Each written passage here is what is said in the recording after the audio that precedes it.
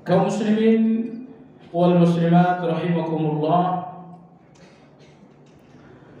Seperti biasanya kajian kita di setiap Ramadan adalah tentang sirah para sahabat. Alhamdulillah kita telah selesai berbicara tentang sirah ummahatul mukminin, istri-istri Rasulullah sallallahu alaihi wasallam. Kita pun sudah selesai berbicara tentang putri-putri beliau. Kita pun telah selesai berbicara tentang 4 khulafaur rasyidun. Hari ini kita akan melihat kehidupan seorang sahabat yang sangat mulia bernama Abdurrahman bin Auf radhiyallahu anhu. Di antara kemuliaan Abdurrahman bin Auf, pertama, beliau adalah orang yang ke-8 masuk Islam. Jadi dengan demikian beliau termasuk as-sabiqun al-awwal. Dan Allah berfirman dalam Al-Quran, was-sabiqun as-sabiqun.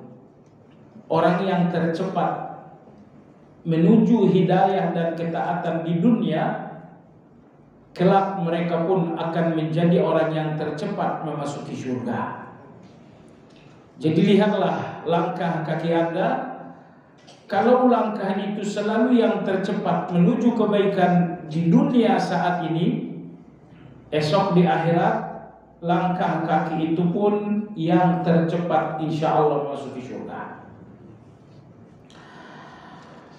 Kemuliaan beliau yang kedua, bahwa Abdurrahman bin Auf radhiyallahu anhu satu dari 6 orang yang ditunjuk oleh Umar menjadi ahlul hilli wal aqd, menjadi sebuah parlemen kecil yang akan menentukan khalifah setelah kematian Umar.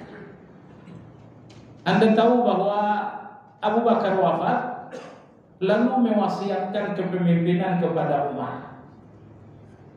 Tapi ketika Umar radhiyallahu anhu wafat, beliau tidak mewasiatkan kepemimpinan seperti yang dilakukan oleh Abu Bakar. Tetapi Umar radhiyallahu anhu memanggil 6 orang yang telah dijamin masuk surga oleh Nabi sallallahu alaihi wasallam. Dan ke-6 orang ini dikepalai oleh Abdurrahman bin Auf. Ke-6 orang inilah yang memegang mandat dari Amirul Mukminin Umar untuk menunjuk dan memilih siapa pemimpin setelah beliau.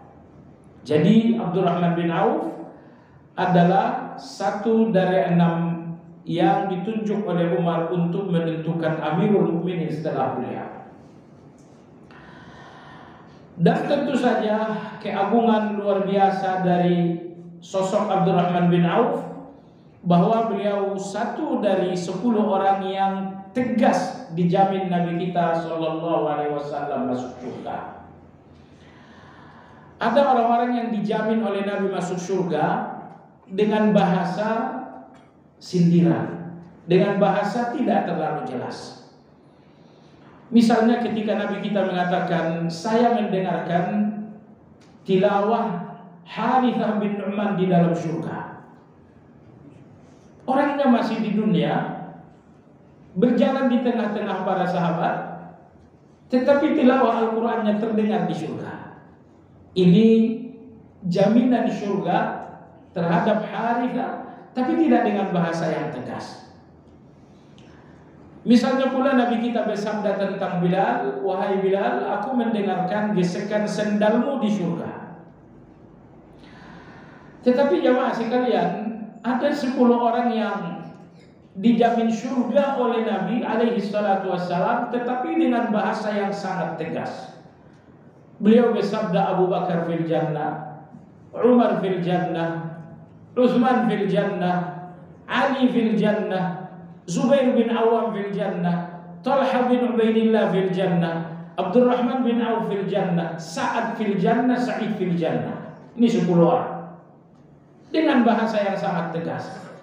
Beliau bersabda, Abdurrahman di surga, Abu Bakar di surga, Umar di surga, Utsman di surga, Ali di surga, Zubair bin Awwam di surga, Talha bin Ubaidillah di surga, Abdurrahman bin Auf di surga, Sa'ad bin Abi Waqqas di surga, Sa'id bin Zaid. Sa'id bin Zaid ini iparnya Umar bin Khattab yang menikah dengan adiknya Umar bernama Fatimah, yang beliau pukul sebelum beliau masuk Islam.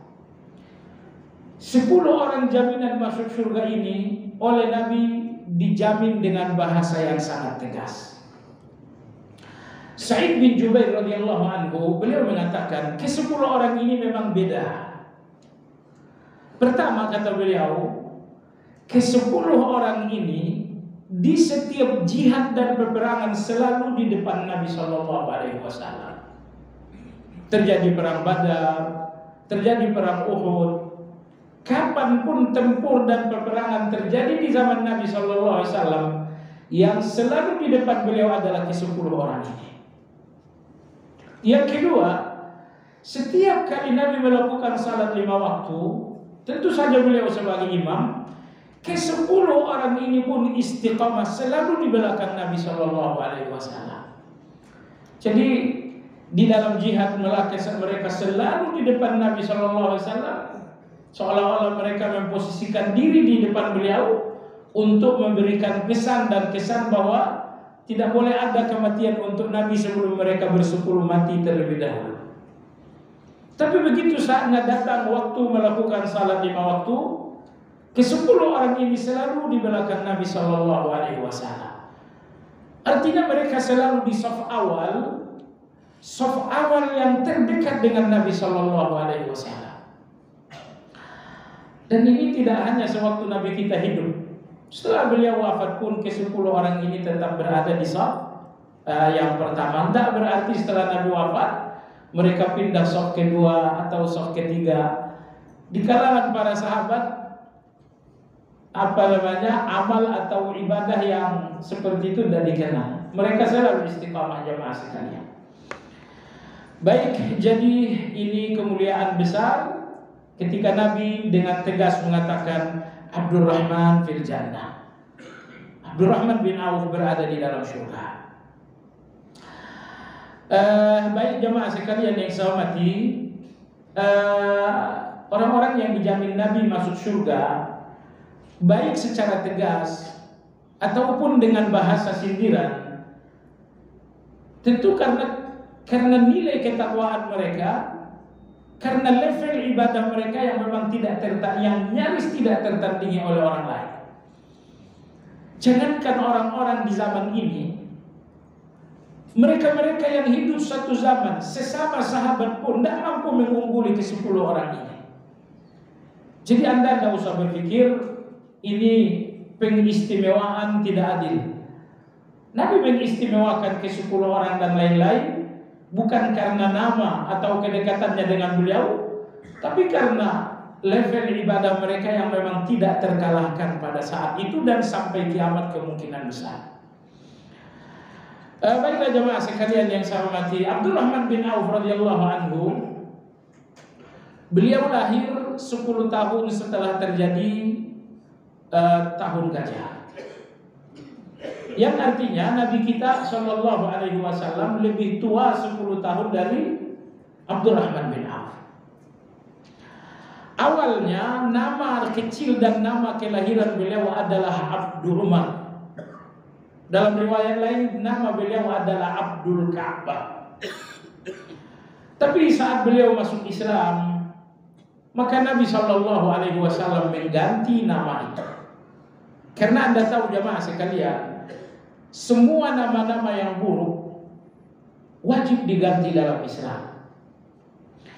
Ketika Nabi hijrah ke kota Madinah, Madinah dinamai dengan nama Yathrib. Yathrib ini adalah nama orang yang pertama kali tinggal di kota Madinah. Nama aslinya adalah Yathrib bin Qainuan. orang yang pertama kali tinggal di kota Madinah. Maka dinamailah Madinah dengan nama Yathrib. Tapi Yathrib ini mengandung makna yang buruk. Maka begitu Nabi kita SAW pindah ke kota Madinah, beliau mengubah namanya menjadi Madinah. Beliau juga mengatakan bahwa ini adalah Thayyibah. Beliau juga menamai Madinah dengan Tabah dan selanjutnya dan selanjutnya. Jadi semua nama yang buruk dalam agama kita wajib diganti. Apalagi nama buruk tersebut karena mengandung nilai kesyirikan. Nama kecil dari Abdurrahman bin Auf adalah Abdul Ka'bah. Ini sangat buruk karena terkandung nilai kesyirikan. Abdul Ka'bah artinya hamba Ka'bah. Tidak ada hamba yang menjadi hamba bagi hamba. Tidak ada makhluk yang menjadi hamba bagi makhluk.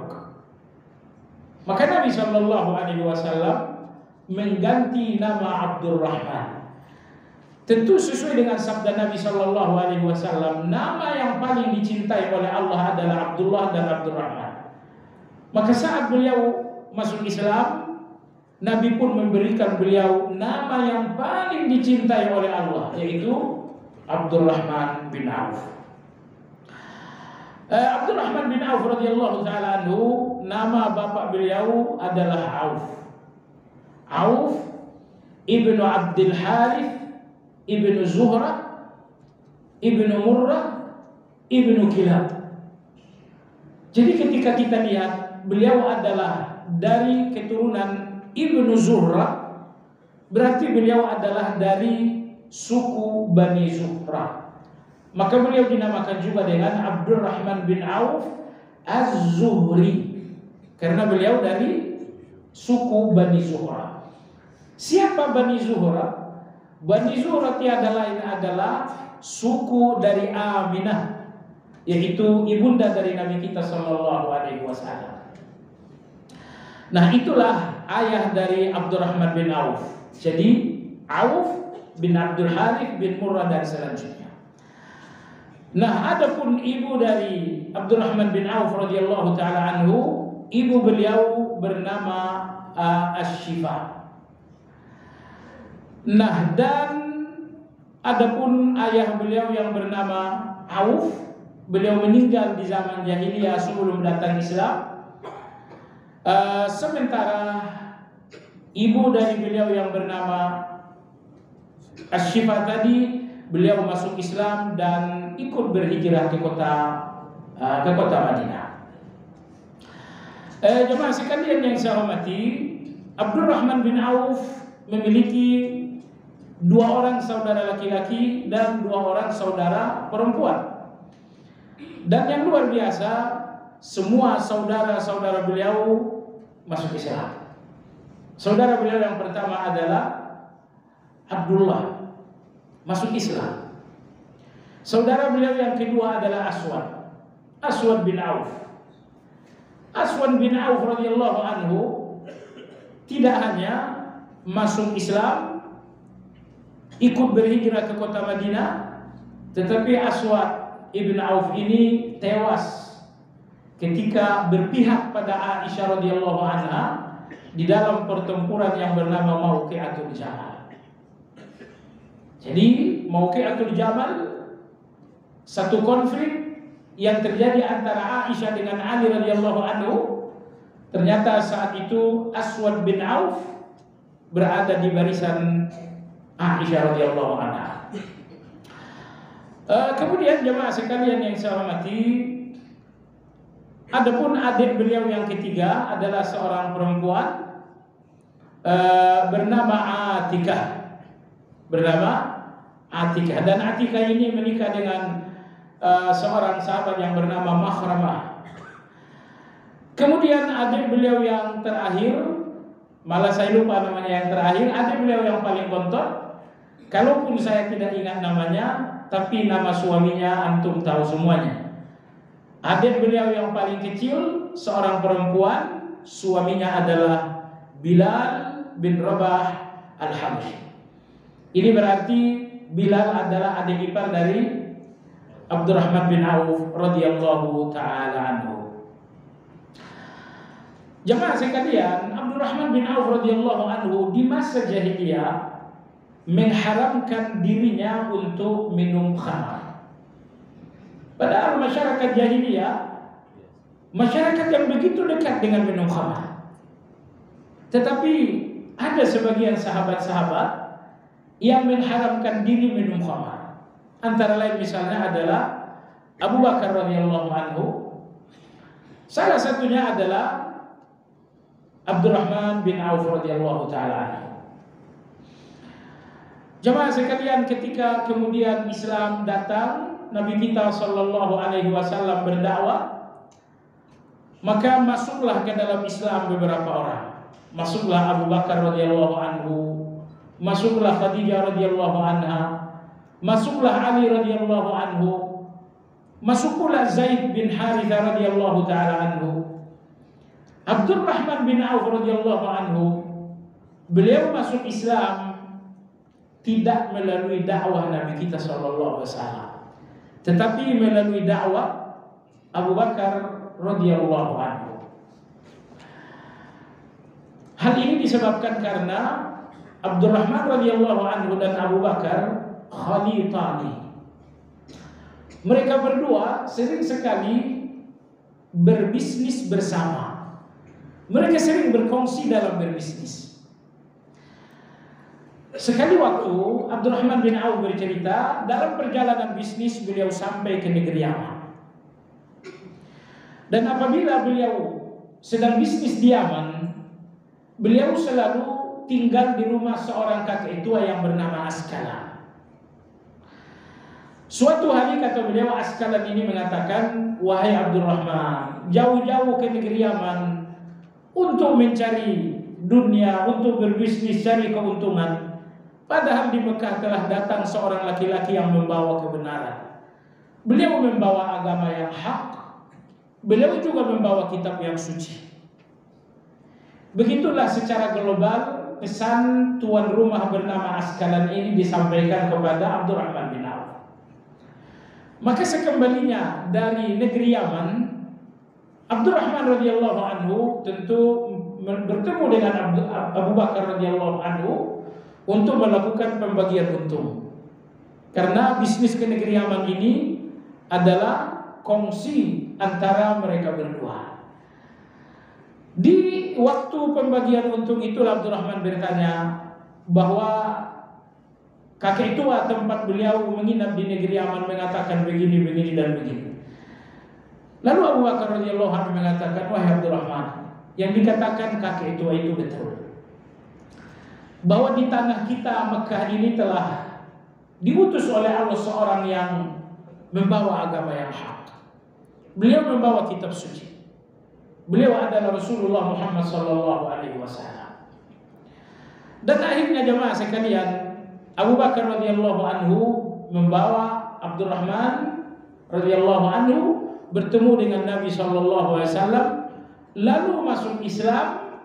Dan Abdurrahman seperti tadi disampaikan adalah orang ke-8 memasuki Islam. Dan yang sangat luar biasa jemaah sekalian, bahwa Abu Bakar radhiyallahu anhu adalah pintu iman bagi banyak sahabat. Antara lain 6 orang yang dijamin masuk surga selain khulafaur, termasuk salah satu khulafaur rasyidun, semuanya masuk Islam melalui Abu Bakar radhiyallahu anhu. Utsman masuk Islam melalui Abu Bakar. Talha bin Ubaidillah masuk Islam melalui Abu Bakar. Zubair bin Awam melalui Abu Bakar. Lebih-lebih karena Zubair bin Awam adalah menantu dari Abu Bakar. Termasuk Abdurrahman bin Auf masuk Islam melalui Abu Bakar radhiyallahu anhu.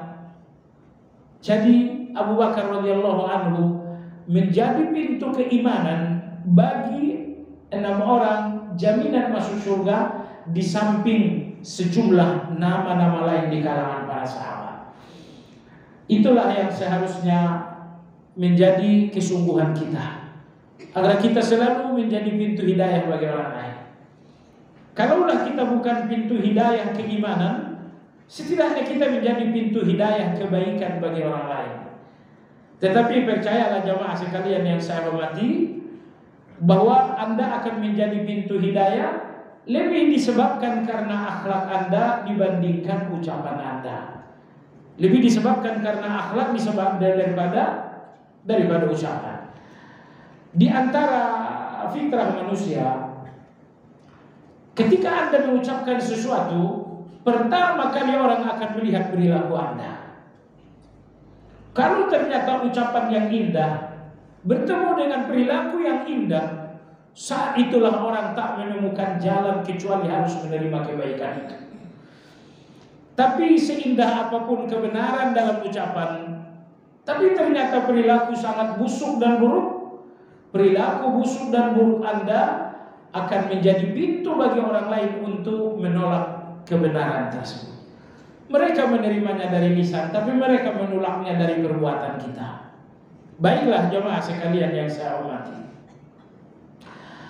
Abdurrahman bin Auf radhiyallahu anhu, beliau menjalankan hijrah. Pertama kali beliau berhijrah ke negeri Habasyah. Kemudian beliau pun tentu saja berhijrah ke kota Madinah. Tetapi dalam perjalanan ke kota Madinah, kekayaan beliau secara utuh diambil alih orang-orang Quraisy. Mereka mengatakan, wahai Abdurrahman, kamu boleh pergi ke kota Madinah, tapi jangan pernah membawa harta kekayaan. Abdurrahman bin Auf radhiyallahu taala anhu memilih keimanan dibandingkan kekayaan.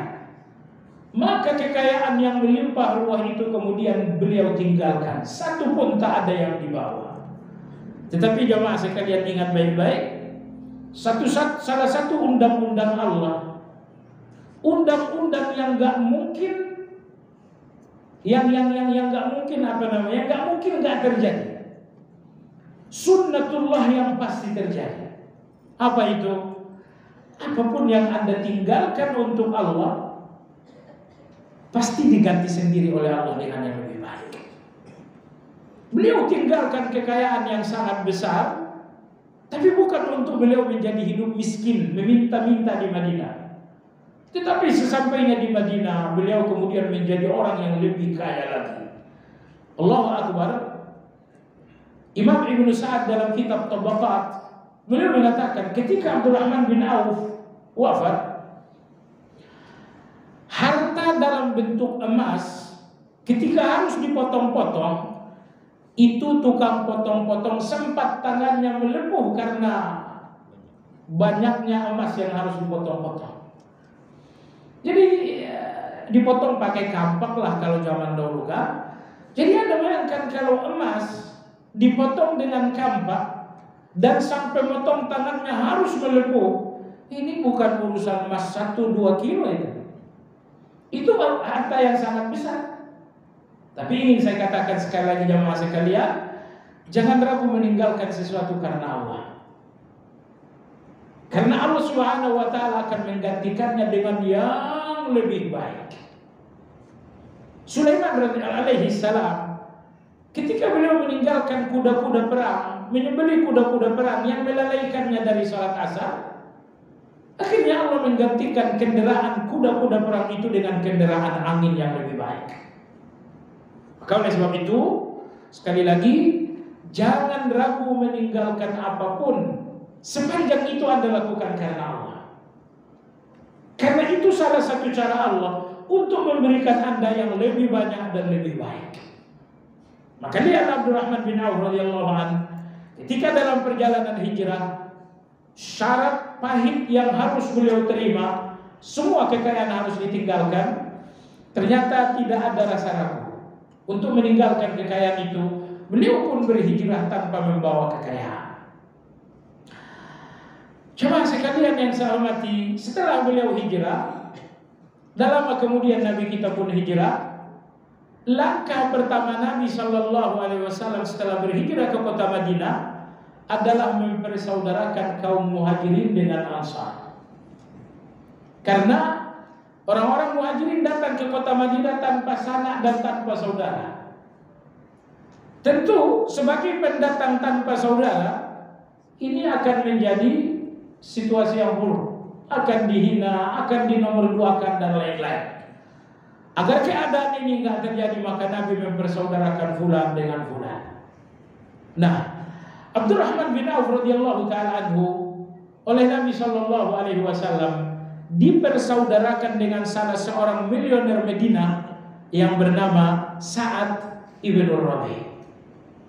Nah, Sa'ad bin Rabi' radhiyallahu anhu setelah dipersaudarakan Nabi kita dengan Abdurrahman bin Auf, beliau pun menjalankan tanggung jawab sebagai seorang saudara. Beliau mengatakan, "Wahai Abdurrahman, saya termasuk orang terkaya di Madinah ini. Dan dengan persaudaraan ini saya akan membagi dua kekayaan, ambillah 50% dan 50% lagi untukku. Wahai Abdurrahman, saya memiliki dua orang istri. Pilihlah mana dari keduanya yang paling menarik, saya akan menceraikannya, dan apabila masa iddah telah berlalu, silakan menikah dengan beliau." Ini persaudaraan tingkat tinggi. Kekayaan dibagi dua, istri pun dibagi dua. Dan persaudaraan seperti ini tidak akan ditemui kecuali di tengah-tengah Madinah di zaman Nabi. Maka Nabi alaihi salatu wassalam, maka Allah azza wa jalla dalam surat Al-Hasyr menggambarkan kedermawanan orang-orang Madinah dengan al-ithar.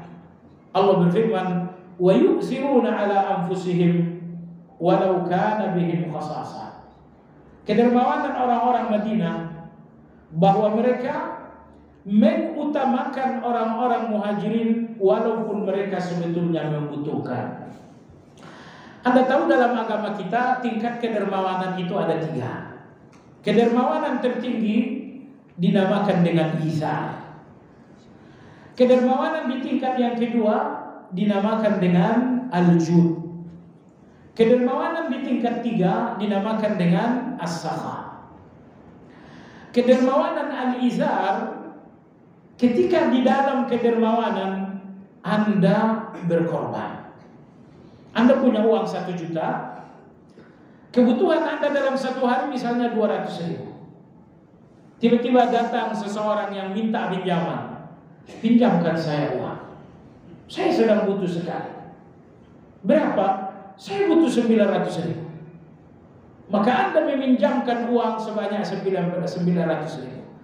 Yang artinya Anda mengorbankan kebutuhan Anda sebesar kedermawanan, di mana Anda mengorbankan kebutuhan ini dinamakan dengan izar.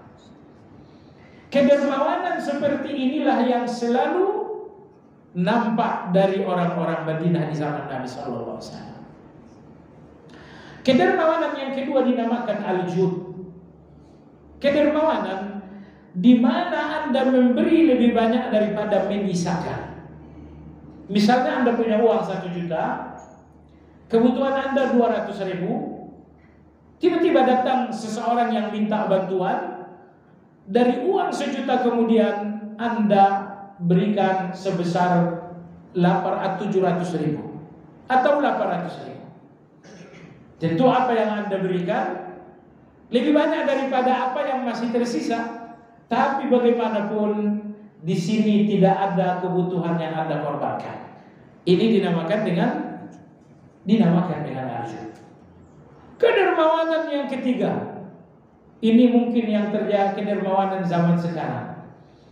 Kedermawanan bahwa Anda tidak mengorbankan kebutuhan.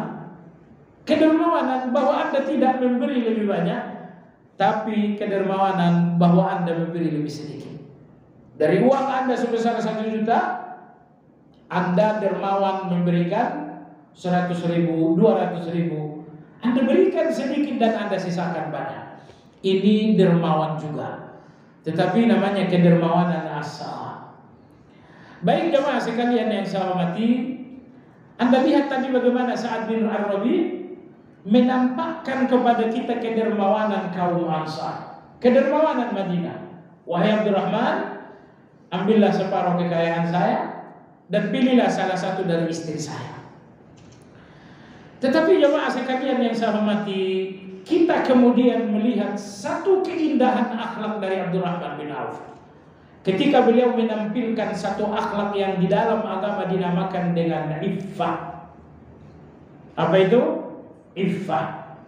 Yang dimaksud dengan iffah adalah ketika Abdurrahman bin Auf ditawarkan uang, tawarkan modal, ditawarkan istri, tapi ternyata beliau mengatakan tidak. Istrimu sejumlah 2 tetap untukmu, hartamu tetap untukmu. Dia menolak padahal dia butuh. Ini dinamakan dengan iffah. Imam Ibnu Qayyim rahimahullah beliau mengatakan, akhlakul karimah dalam agama kita berapa ribu pun jumlahnya, tapi induknya hanya 4. Kalau 4 induk akhlak ini ada dalam diri Anda, berarti cabang-cabang dan anak cucunya kemungkinan besar ada dalam diri Anda. Induk akhlak yang pertama adalah sabar. Induk akhlak yang kedua adalah iffah. Induk akhlak yang ketiga syaja'ah, keberanian. Kemudian induk akhlak sabar. Kemudian nomor 2 adalah syaja'ah, keberanian. Dan yang ketiga adalah iffah. Yang keempat malah saya lupa. Mudah-mudahan nanti ingat. Baik jemaah sekalian. Jadi Abdurrahman bin Auf radhiyallahu anhu ditawarkan harta, ditawarkan juga wanita, tapi beliau memilih jalan iffah. Beliau memilih jalan iffah. Jadi ini satu akhlak. Bahkan 1/4 akhlak dalam catatan Ibnu Qayyim, 1/4 akhlak ada di dalam satu kata yang bernama iffah tersebut. Ada satu hal yang perlu kita bedakan jemaah sekalian antara akhlak iffah ini dengan istisyraf. Yang dimaksud dengan istisyraf jemaah sekalian adalah seperti Umar radhiyallahu anhu. Kembalinya sejumlah sahabat dari jihad, maka Nabi alaihi salatu wassalam memanggil Umar, dan Nabi membagikan beliau sebagian dari harta rampasan perang.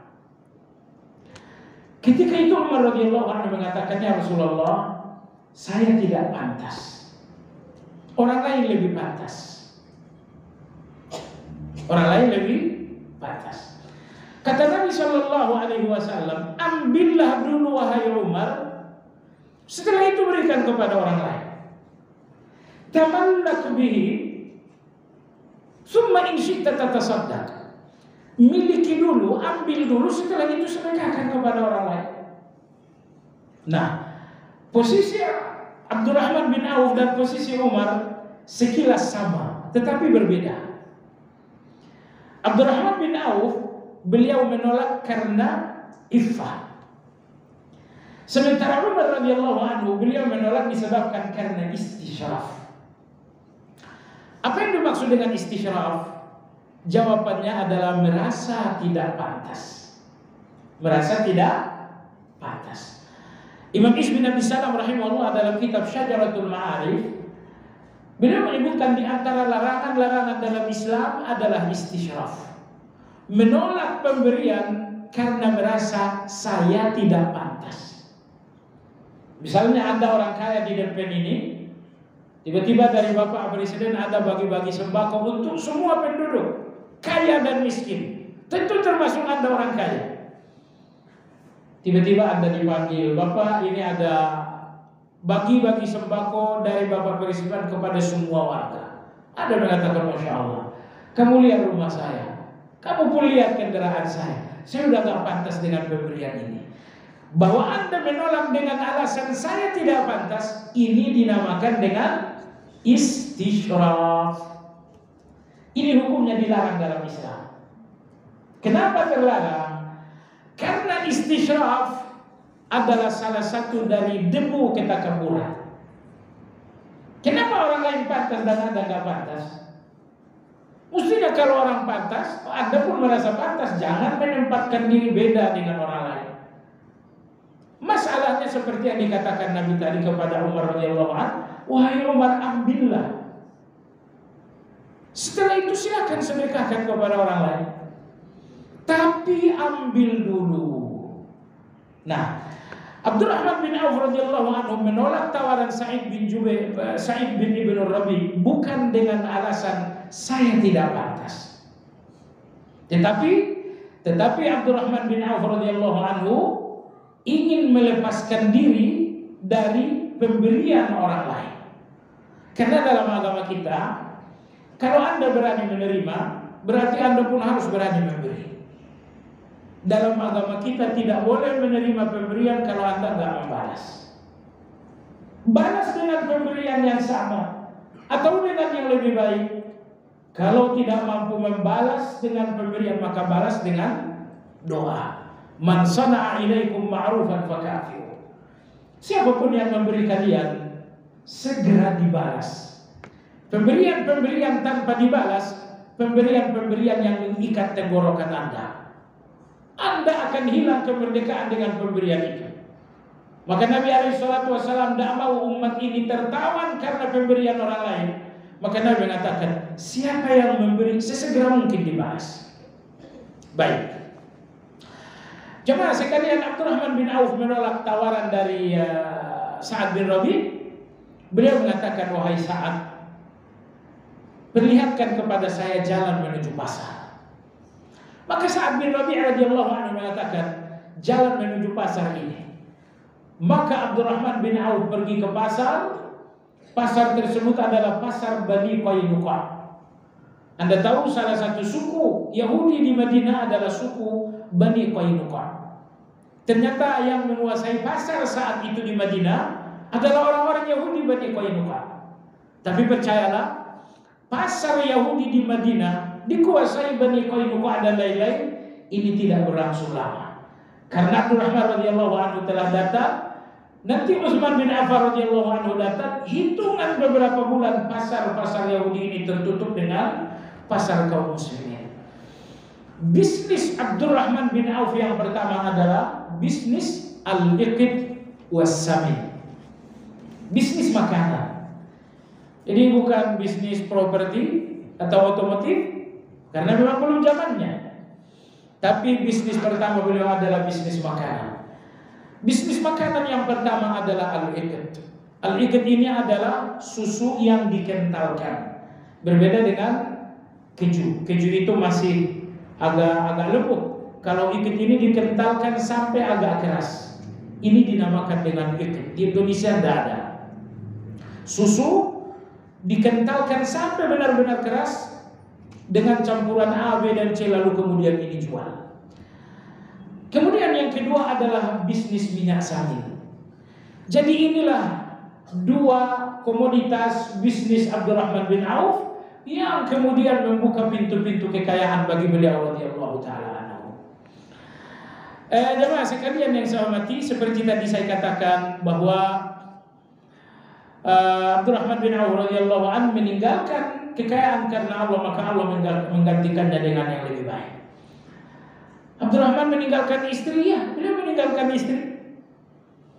Tapi jemaah sekalian yang saya hormati, berapa jumlah anak-anak dari Abdurrahman bin Auf? Beliau memiliki anak-anak dari putra, anak-anak beliau dari jenis kelamin laki-laki mencapai 20 orang. Berapa jumlah putri beliau? Putri beliau mencapai 8 orang. Berapa semua? Semuanya berjumlah 28 orang. Tapi berapa biangnya? Biangnya jemaah sekalian, beliau menikah dengan 15 orang wanita. Oh, berapa ini belakang? Tentu saja 15 orang ini tidak dipakai sekaligus. Pakai satu wafat, pakai dua wafat. Sehingga total induk dari 28 anak beliau adalah 15 orang. Istri beliau tentu saja semuanya nggak dipakai. Tapi nikah dengan satu wafat, nikah lagi wafat. Total wanita yang pernah beliau nikahi dan membuahi anak bagi beliau sebanyak 15 orang. Ada yang mau? Jemaah sekalian yang saya hormati, Abdurrahman bin Auf radhiyallahu taala anhu. Di zaman Abu Bakar radhiyallahu anhu, peran Abdurrahman bin Auf tidak terlalu terlihat. Lalu di zaman Umar radhiyallahu anhu, di zaman Umar radhiyallahu anhu ada 3 peran beliau. Peran yang pertama, pada tahun 13 Hijriah, beliau oleh Umar radhiyallahu anhu diamanahi untuk memimpin haji dari Madinah. Anda tahu Rasulullah SAW wafat, digantikan oleh Abu Bakar. Abu Bakar menjadi khalifah selama 2 tahun, Umar menjadi khalifah selama 10 tahun, Uthman menjadi khalifah selama 15 tahun, kemudian Ali bin Abi Thalib menjadi khalifah selama 4 tahun. Jadi di awal kepemimpinan Umar radhiyallahu anhu, haji rombongan Madinah oleh Umar radhiyallahu anhu diamanahkan kepada Abdurrahman bin Auf. Nomor 2, peran beliau yang juga menonjol di zaman Umar radhiyallahu anhu diriwayatkan oleh Imam Bukhari bahwa pada tahun ke-23 Hijriah, pada tahun 23 Hijriah, ini riwayat Imam Bukhari dan lain-lain. Saya perlu sampaikan riwayat ini karena berhubungan dengan hukum. Imam Bukhari meriwayatkan bahwa pada tahun ke-23 Hijriah, di zaman kepemimpinan Umar radhiyallahu anhu, beliau memberikan izin kepada semua istri-istri Rasulullah sallallahu alaihi wasallam untuk berhaji. Dan yang mendampingi haji semua istri-istri Rasulullah adalah 2 orang. Atas pilihan Umar radhiyallahu anhu. Yang pertama adalah Uthman bin Affan radhiyallahu anhu, dan yang kedua adalah Abdurrahman bin Auf radhiyallahu taala anhu. Jadi berangkatlah Amir Ummahatul Mukminin, istri-istri Nabi sallallahu alaihi wasallam tersebut. Mereka saat itu berjumlah 9 orang. Mereka pergi berhaji pada tahun 23, tidak didampingi oleh mahram mereka, tapi didampingi oleh Abdurrahman bin Auf dan didampingi oleh Uthman bin Affan radhiyallahu taala. Umar melakukan ini, diketahui oleh semua sahabat, tidak satu pun yang mengingkari. Sehingga keputusan Umar ini menjadi ijma' sukuti. Ijma', tapi tidak dalam bentuk ucapan para sahabat, bahwa istri-istri Nabi pergi berhaji, tentu saja mereka safar menempuh perjalanan 400 km tanpa didampingi oleh mahram mereka. Namun mereka didampingi oleh orang-orang yang amanah. Didampingi oleh orang-orang yang amanah. Oke. Dari sini pelajaran hukum apa yang Anda peroleh? Jawabannya adalah wanita yang tidak muda boleh melakukan safar ibadah tanpa mahram, tapi didampingi oleh orang-orang yang terpercaya. Didampingi oleh orang-orang yang terpercaya. Dalam hal ini siapa lagi yang paling terpercaya selain Utsman dan Abdurrahman? Nabi alaihi salatu wasallam menjamin mereka masuk surga. Baik jamaah sekalian, betul ini khilafiyah di kalangan ulama. Ya, dalam mazhab Ahmad tetap tidak boleh karena Nabi melarang wanita melakukan safar tanpa mahram. Tetapi apa yang dilakukan oleh Umar ini berbeda sedikit. Ya, karena di sini beliau Ummahatul Mukminin didampingi oleh orang-orang yang amanah. Nomor 2, wanita-wanita yang didampingi ini pun adalah orang-orang yang tidak lagi berusia muda. Ya, kalau usianya 20 tahun menempuh perjalanan safar ibadah didampingi oleh mahram yang amanah. Mahram yang amanah ini mungkin 2 hari. Hari ketiga udah gak amanah dia. Baiklah jemaah sekalian yang saya hormati, peran ketiga Abdurrahman di zaman Umar radhiyallahu anhu, bahwa ketika Umar akan wafat, beliau memanggil Abdurrahman. Beliau mengatakan, wahai Abdurrahman, aku tidak mewasiatkan kepemimpinan ini seperti dilakukan oleh Abu Bakar. Tapi saya amanahkan engkau menjadi pemimpin untuk 6 orang. Pilihlah siapapun yang layak untuk menjadi pemimpin sebagai penggantiku. 6 orang yang dimaksud adalah Utsman bin Affan, Ali bin Abi Thalib, Abdurrahman bin Auf, Zubair bin Awam, Sa'ad bin Abi Waqqas, Sa'id bin Zaid. Ini yang dinamakan dengan tim 6. Pemimpinnya adalah Abdurrahman bin Auf. Jemaah sekalian, Abdurrahman bin Auf radhiyallahu anhu sangat berpeluang menjadi pemimpin setelah Umar.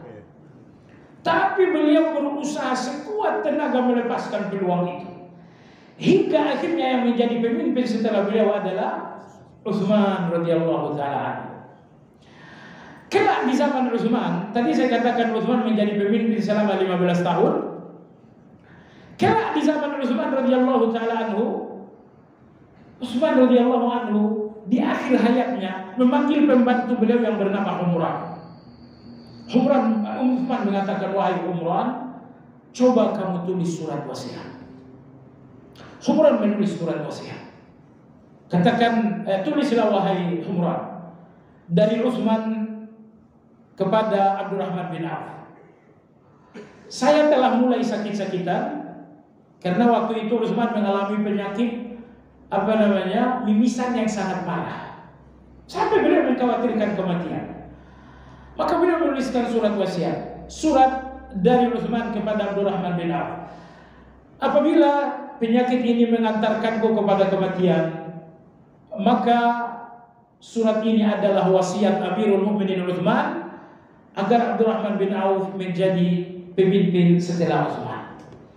Anda tahu jemaah sekalian, surat wasiat ini pun oleh Umran radhiyallahu anhu diantarkan kepada Abdurrahman radhiyallahu anhu. Abdurrahman membacakan surat ini.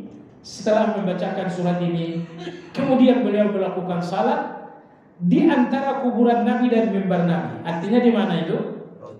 Di Raudhah. Beliau pergi ke Raudhah dan di sana beliau berdoa, ya Allah, wafatkanlah aku sebelum Utsman. Wafatkanlah aku sebelum Utsman radhiyallahu taala anhu. Kemudian setelah itu beliau wafat dan 6 bulan kemudian Utsman radhiyallahu anhu wafat. Jadi mereka wafat di tahun yang sama, tetapi Abdurrahman bin Auf wafat 6 bulan sebelum kematian Utsman bin Affan radhiyallahu taala anhu. Jemaah sekalian, Anda yang akan pergi ke Madinah, tentu modal utama Anda adalah doa, bukan uang. Tentu di Madinah ada Raudhah. Anda masuk ke Madinah, ke Raudhah. Raudhah itu jarak antara kuburan Nabi dengan mimbar beliau dinamakan dengan Raudhah. Kalau Anda menghadap ke arah kuburan, posisi Anda ada di Raudhah, Anda akan melihat kuburan ini ada 3 tiang. Tiang pertama dinamakan tiang wufud. Semua orang yang akan bertemu dengan Nabi sallallahu alaihi wasallam, mereka selalu menunggu di tiang tersebut. Di samping tiang wufud ada tiang yang kedua, namanya Ustuanatul Harras. Di tiang ini kebiasaan Ali menjaga Nabi sallallahu alaihi wasallam. Tiang yang ketiga dinamakan Ustuanatus Sarir. Di tiang yang ketiga ini, itu persis di pojok. Tiang di mana Nabi sallallahu alaihi wasallam melakukan i'tikaf. Di tiang tersebut. Jadi ini tiang sarir, di sebelah tiang sarir agak ke tengah, ini dinamakan dengan tiang Aisyah. Ya, di sampingnya ada tiang Taubat namanya, tiang Abu Lubabah, di sampingnya ada tiang Aisyah. Tiang Aisyah itu ditandai dengan lampu ada di situ, lampu betul-betul menempel. Kenapa perlu saya katakan tiang Aisyah? Nabi sallallahu alaihi wasallam dalam riwayat Imam Tabrani mengatakan, sesungguhnya di Raudhah ini ada satu tempat yang sangat istimewa. Kalau kalian tahu, kalian akan berlomba. Nabi SAW wafat dan tidak menjelaskan tempat istimewa di dalam Raudhah itu. Tiba-tiba Abdullah bin Zubair, keponakan Aisyah, menjumpai Aisyah radhiyallahu anha. Beliau mengatakan boleh, karena Aisyah adalah bule beliau. Ibu beliau adalah Asma, kakak anak Aisyah. Tentu Aisyah ada dari Asma adalah bule beliau. Beliau mengatakan, wahai bule, kata Nabi di Raudhah ini ada tempat yang sangat istimewa dan beliau nggak jelaskan yang mana. Aisyah radhiyallahu anha mengatakan ini tempatnya. Nah, ini tempatnya, maka dinamakanlah tempat itu dengan tiang Aisyah. Jadi kalau Anda nanti oleh Allah dibuka pintu untuk sampai ke sana, menurut Anda mungkin gak sih? Ya kalau dari dompet mungkin tak mungkin. Tapi kalau dari kasih sayang Allah pasti mungkin. Masalahnya kita lebih yakin dengan mungkin karena dompet ketimbang mungkin dari kasih sayang Allah. Kalau yakin Anda ke sana dengan dompet, tunggulah dompet itu penuh lagi. Mungkin 20-30 tahun yang akan datang. Tapi kalau Anda lebih yakin sampai ke sana dengan kasih sayang Allah bukan dengan dompet, insya Allah tahun ini tahun besok Anda akan ke sana. Maksud saya jamaah sekalian, kalau nanti Anda berkesempatan sampai di Raudhah, cobalah diam-diam, jangan kasih tahu yang lain juga mungkin ya, supaya nggak rebutan. Karena tiang ini cuma satu, sempit. Diam-diam pergilah ke tiang tersebut, cari mana tiang yang ada lampunya. Dan di situ ada tulisan Aisyah. Lakukan sholat di sana dan berdoa kepada Allah Azza wa Jalla. Jadi jemaah sekalian, Abdurrahman bin Auf sampai ke Raudhah, beliau berdoa, ya Allah wafatkanlah aku sebelum Utsman radhiyallahu anhu. Maka 6 bulan kemudian beliau wafat, lalu 6 bulan kemudian Utsman radhiyallahu anhu wafat. Abdurrahman bin Auf radhiyallahu taala anhu beliau wafat, jenazahnya disalatkan oleh Utsman dan beliau dimakamkan di Baqi'. Kita singkat saja kekayaan beliau. Kekayaan beliau luar biasa. Ibnu Hajar radhiyallahu anhu rahimahullah mengatakan kekayaan Utsman Abdurrahman bin Auf saat beliau meninggal dunia, kekayaan beliau 3,000,000 wa 200,000. Kekayaan beliau kata beliau adalah 300.000 200.000. 300.000 200.000. Anda nggak paham kan? Di zaman Nabi kita nggak ada juta. Di zaman Nabi kita tidak ada juta. 1 juta dalam bahasa Rasulullah adalah alfu, ribu. Saya misalnya ulama mengatakan Ahmad bin Hanbal menghafal hadis sebanyak 1.000 ribu. Itu berarti juta. Oke. Ketika Abdurrahman wafat, beliau meninggalkan kekayaan sebesar 300.000 berarti 300 juta 200.000. 300 juta 200.000 dinar. 1 dinar berapa? 4,5 gram emas. Artinya 1 dinar itu 5 juta. Kekayaan beliau tinggalkan 300 juta 200.000 dinar kali 5 juta. Berapa triliun itu? Maka saya sangat yakin orang dulu jauh lebih kaya daripada orang sekarang. Cuman orang sekarang menang gaya doang. Orang sekarang kaya menang gaya. Tapi kalau kekayaan dalam bentuk aset, nggak ada yang mengalahkan mereka. Tapi kekayaan Abdurrahman radhiyallahu anhu bukan kekayaan untuk dirinya, kekayaan untuk Islam. Oleh sebab itu jamaah sekalian, di antara sedekah dan wakaf luar biasa beliau pernah berwakaf sebesar 4.000 dinar. Kemudian beliau pun pernah berwakaf sebanyak 40.000 dinar, bersedekah maksudnya. Kemudian beliau pun pernah bersedekah sebesar 40.000 dinar juga. 40.000 dinar tersebut sebuah tanah beliau jual kepada Utsman bin Affan radhiyallahu anhu. Hasil penjualan tersebut 40.000 dinar. 1 dinar pun beliau tak ambil. 40.000 dinar tersebut itu berapa miliar? 40.000 dinar hasil penjualan tanah itu oleh Abdurrahman dibagi 3. Sepertiga diberikan kepada orang-orang miskin Bani Zuhra, sepertiga lagi kepada kaum muslimin secara umum, dan sepertiga lagi beliau sedekahkan kepada semua ummahatul mukminin.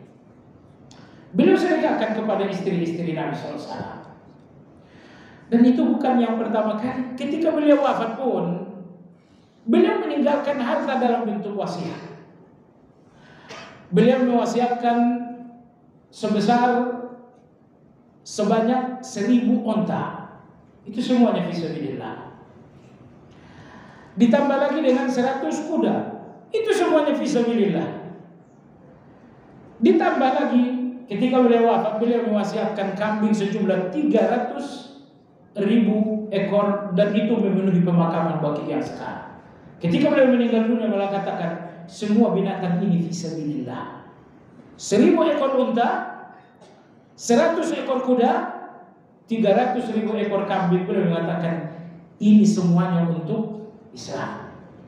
Kemudian beliau mewasiatkan pula setiap tentara Badar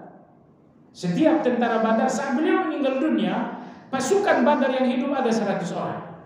Beliau mengatakan setiap pasukan Badar berikan mereka 400 dinar. 400 kali 100 itu untuk masing-masing tentara Badar. Kemudian beliau mengatakan sebesar 40.000 dari kekayaan bagi-bagikan kepada ummahatul mukminin. Maka Rasulullah SAW sewaktu beliau akan wafat, beliau berkata kepada Aisyah radhiyallahu anha, "Wahai Aisyah, kelak sepeninggalku akan ada seorang laki-laki yang sangat sabar." Beliau ada laki-laki yang sangat sabar. Beliaulah orang yang sangat peduli dengan kalian semuanya. Karena Rasulullah wafat tak meninggalkan waris. Kekayaan beliau setelah beliau wafat semuanya menjadi milik umat. Tidak ada harta Nabi yang diwarisi oleh istri dan anak-anak beliau, putri beliau, cucu beliau, tidak. Harta peninggalan Nabi diserahkan kepada umat. Maka Nabi bersabda, "Wahai Aisyah, tidak ada harta ditinggalkan untuk kalian, namun sepeninggalku akan ada seorang laki-laki ahlus sabar yang penuh perhatian dengan kalian." Nabi tidak menyebutkan namanya. Ternyata laki-laki yang dimaksudkan tersebut tiada lain dari Abdurrahman bin Auf radhiyallahu taala anhu. Jadi jamaah sekalian yang saya hormati, sampai di sini kajian kita tentang Abdurrahman bin Auf. Beliau dimakamkan di samping Masjid Nabawi, pemakaman Madinah yang bernama Baqi. Baik jamaah sekalian yang saya hormati, sampai di sini kajian kita. Barangkali ada pertanyaan, dipersilakan.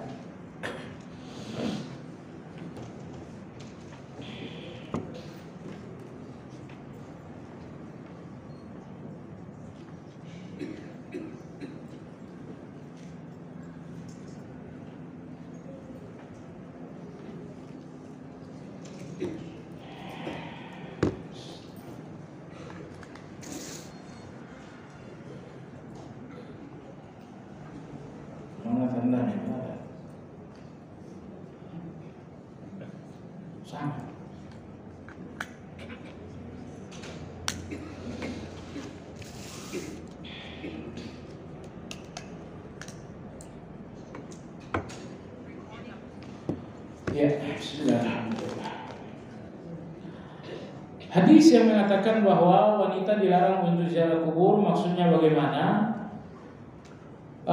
Hadis tersebut bunyi, la'anallahu za'iratil kubur. Riwayat lain, la'anallahu zuwaratil kubur. Jadi hadis itu memiliki dua riwayat. Riwayat pertama, Allah melaknat wanita-wanita yang ziarah kubur. Riwayat yang kedua, Allah melaknat wanita yang terlalu sering ziarah kubur. Jadi ini dua riwayat yang berbeda. Makanya dalam mazhab Imam Ahmad, wanita dilarang berziarah kubur karena Nabi dengan ucapannya melaknat wanita yang berziarah kubur. Tapi jumhur ulama termasuk Imam Syafi'i mengatakan boleh bagi wanita ziarah kubur. Bagaimana dengan hadis tadi? Hadis tadi harus digabungkan dengan hadis yang kedua. Ketika Nabi SAW melewati Baqi, beliau melihat seorang wanita menangis di samping makam anaknya. Kata Nabi SAW, "Ittaqillaha wasbir." Bertakwa kepada Allah dan bersabarlah atas kematian anak. Anda lihat di sini, Nabi tidak melarangnya ziarah, melainkan hanya memerintahkan beliau agar bersabar dan bertakwa. Seandainya ziarah itu secara mutlak haram bagi wanita, niscaya inilah waktu yang tepat melarang wanita ini berziarah. Sehingga dengan demikian, kalau hadis ini digabungkan, wanita boleh berziarah, tetapi tidak boleh terlalu sering. Apakah hanya dilarang pada saat jenazah akan dimakamkan, berlaku secara umum, atau wanita memang dilarang untuk ziarah ke makam siapapun termasuk suami, orang tuanya atau anak-anak? Apakah ziarah ke makam Rasulullah SAW memang wanita diizinkan? Tidak, di makam Rasulullah tidak boleh. Wanita boleh ke boleh ke Raudhah, tetapi wanita tidak boleh ziarah ke makam Rasulullah SAW. Karena di Saudi Anda tahu adalah mazhab Ahmad. Maka wanita tidak boleh ziarah ke makam Nabi SAW. Mereka pun tidak boleh ziarah ke makam Baqi, kecuali satu makam yang memang tidak bisa dijaga oleh kerajaan, yaitu makam syuhada Uhud. Apakah ada keutamaan infak atau sedekah di waktu setelah subuh dibandingkan setelah salat fardu lainnya? Keutamaan sedekah di pagi hari disebutkan oleh Nabi SAW bahwa apabila seseorang bersedekah di pagi hari, maka malaikat akan berdoa, Allahumma a'ti munfiqan khalafa. Ya Allah, siapapun yang bersedekah di pagi hari ini, berikan segera ganti. Jadi sedekah di pagi hari memang lebih utama. Di mana utamanya? Karena rata-rata orang bangun dalam keadaan lapar. Kalau di zuhur, yang lain tidak. Tapi semua orang rata-rata bangun dalam keadaan lapar. Maka bersedekah dalam situasi lapar tentu lebih utama daripada dalam situasi tidak lapar. Berikutnya, kebiasaan haid saya 9 hari. Boleh saya berpuasa apabila di hari ke-10 sampai sekarang hari ke-12 masih keluar haid dan cenderung banyak darah haidnya. Kalau Anda sudah punya kebiasaan 9 hari, inilah kebiasaan Anda, maka lebih dari kebiasaan itu dinamakan istihadah. Anda wajib melakukan salat dan Anda wajib berpuasa. Hanya saja dalam mazhab Syafi'i Anda wajib berwudu setiap akan salat. Wajib berwudu setiap akan salat. Dalam setiap salat di rakaat kedua setelah Al-Fatihah disunahkan baca surat. Apakah sebelum baca surat ini baca ta'awuz atau basmalah lagi? Bagaimana bila yang dibaca ayat yang di pertengahan surat? Kalau Anda membaca dari awal surat, tentu Anda membacakan basmalah. Tapi kalau Anda membaca dari pertengahan surat, Anda tidak membaca basmalah. Bagaimana dengan ta'awuz? Ta'awuz telah tertutupi sewaktu Anda ta'awuz sebelum Fatihah. Ketika akan Fatihah, a'udzubillahi as-sami'il 'alim minasyaitonir rajim. Atau mungkin kepanjangan, a'udzubillahi minasyaitonir rajim. Bismillahirrahmanirrahim. Alhamdulillahirabbil alamin. Ta'awuz Anda menjelang Fatihah itu sudah cukup untuk ta'awuz surat. Dan mazhab yang lebih kuat juga, ta'awuz Anda di rakaat pertama itu sudah cukup untuk ta'awuz rakaat kedua, ketiga dan selanjutnya. Itu ditegaskan oleh Imam Syafi'i dan lain-lain. Betul, Syekh Albani rahimahullah beliau mengatakan ta'awuz di setiap rakaat. Itu pendapat beliau. Tetapi pendapat dari Imam Syafi'i dan sejumlah ulama lain, ta'awuz itu cukup di rakaat yang pertama, karena rakaat yang kedua bagian dari yang pertama. Untuk mensikapi perbedaan mulainya Id atau hari terakhir karena perbedaan mulainya puasa, jemaah sekalian, Nabi kita bersabda, "Shaumukum yauma yasumun nas wa fitrukum yauma yuftirun nas." Kata Nabi, puasalah ketika masyarakat telah puasa, berbukalah ketika masyarakat telah berbuka. Masyarakat berbuka kalian, masyarakat puasa kalian. Masyarakat yang dimaksudkan adalah pemerintah, karena tidak dinamakan masyarakat kalau tidak ada pemerintahannya. Maka atas dasar hadis inilah kita berjalan mengambil sikap Kalau pemerintah telah mengumumkan berpuasa atau berbuka, kita ikut pemerintah. Ada yang ikut pemerintah Saudi Arabia, silakan saja. Tetapi insya Allah pendapat lebih kuat tidak demikian. Wallahu ta'ala alam. Saya ingin mengamalkan salat qabla zuhur yang 4 rakaat. Apakah caranya sama seperti salat isya atau asar? Tidak. Dalam salat isya, asar ada tasyahud awal. Dalam salat asar dan salat isya, bacaan surat hanya 2 rakaat pertama saja. Adapun jika Anda melakukan qabliyah zuhur 4 rakaat sekaligus, maka Anda melakukannya tanpa ada tasyahud awal. Nomor 2, Anda membacakan surat di setiap rakaatnya. Nah, ini hukumnya dibolehkan. Perbedaan ulama kita adalah soal yang terbaik. Mana yang terbaik? 2 salam atau 4 salam? Ini bukan perbedaan boleh dan tidak boleh, tapi perbedaan mana yang terbaik.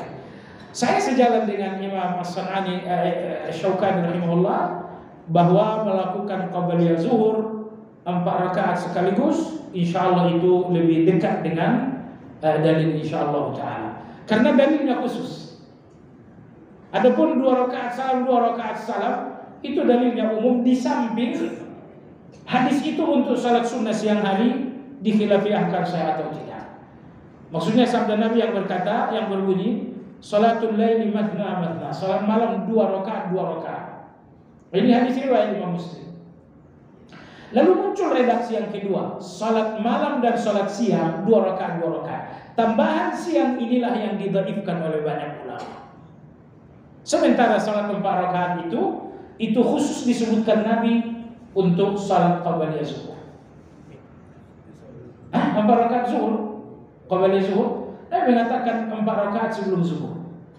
Nabi sebutkan 4 rakaatnya, lalu Nabi sebutkan zuhurnya 4 rakaat sebelum zuhur. Maka itu adalah hadis khusus. Kalau yang tadi itu hadis umum, di samping hubungannya dengan zuhur pun hubungan yang lemah disebabkan karena hadisnya lemah untuk salat siang. Bagaimana dengan niat ingin wafat di Madinah untuk berharap mendapatkan syafaat dari Nabi? Jawabannya, Anda boleh berniat seperti itu. Nabi kita bersabda, "Man istata'a minkum ay yamuta bil Madinati falyaf'al, fa inni syafi'un liman mata biha." Siapa yang mampu wafat di Madinah, lakukanlah, karena aku akan memberikan syafaat bagi orang yang wafat di Madinah. Apakah kemampuan tersebut bahwa Anda ambil domisili Saudi? Domisili Saudi diperjualbelikan 4 miliar, Anda bisa menjadi warga Saudi. Nah, atau cara yang kedua, Anda bolak-balik ke sana. Pergi, pulang. Atau yang ketiga, Anda berdoa, ya Allah, aku ingin wafat di kota Madinah. Dan Anda jangan, subhanallahil azim, Umar radhiyallahu anhu, di antara doa yang enggak pernah beliau tinggalkan, beliau mengatakan, Allahumma inni as'aluka syahadata fi madinati nabiyik. Ya Rasulullah, ya Allah, aku minta mati syahid di tengah-tengah kota Madinah ini. Semua sahabat kaget. Siapa yang akan mati syahid di tengah Madinah? Kalau mati syahid di medan pertempuran, itu masuk akal. Tapi bahwa mati syahid di tengah-tengah Madinah, seperti doa Umar, ini membingungkan para sahabat. Tapi ternyata doa Umar ini menemukan pintunya melalui izin dari Allah Azza wa Jalla. Maka beliau meninggal di Madinah setelah ditusuk seorang laki-laki beragama Majusi yang pura-pura masuk Islam bernama Abu Hurairah. Beliau pun meninggal di sana. Jadi doa Umar ini salah satu dalil yang menunjukkan bahwa Anda boleh berdoa mati di Madinah. Atau Anda ingin doa Umar itu, ya Allah, aku minta mati di Madinah sebagai mati syahid, silakan saja. Berarti ada yang nusuk Anda nanti. Baik jemaah sekalian yang saya hormati, demikian kajian kita. Subhanakallahumma bihamdika asyhadu an la ilaha illa anta astaghfiruka wa atubu ilaik. Alhamdulillahirabbil alamin. Assalamualaikum warahmatullahi wabarakatuh.